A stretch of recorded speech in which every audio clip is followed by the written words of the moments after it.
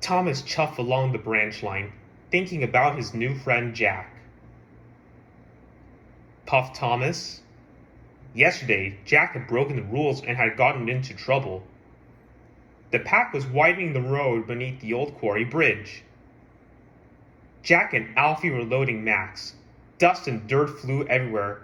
Work had never been so much fun. Jack felt very proud.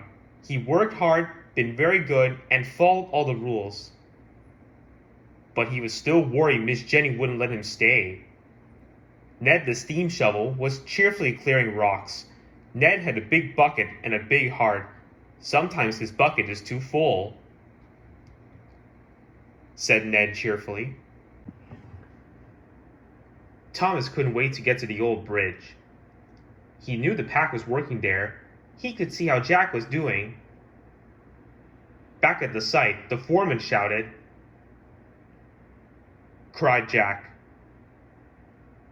Before anyone could stop him, Jack raced under the bridge. He was about to fill his bucket when he remembered Miss Jenny's warning, "Don't jump in where you don't belong." He said, Oliver said politely. Called Kelly. Chimed Alfie and Isabella. Jack beamed proudly. Later, Ned was moving under the bridge.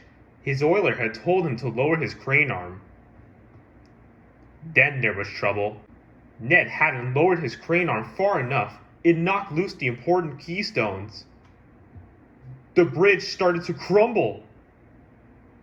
Thomas puffed towards the bridge, unaware of the danger ahead. Jack jumped in and lifted his front loader up against the bridge. He pushed with all his might. Thomas saw the flagman.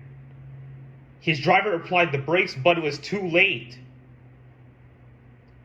Cried Thomas. Jack didn't let go. Finally, Thomas's driver backed Thomas to safety. Called Kelly and he rushed to help. Jack couldn't hold the bridge any longer.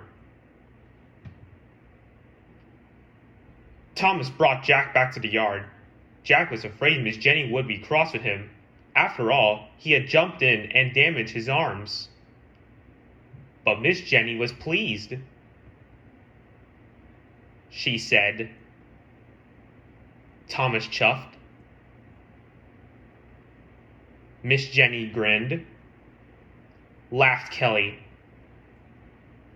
Said Isabella. Cheered Alfie.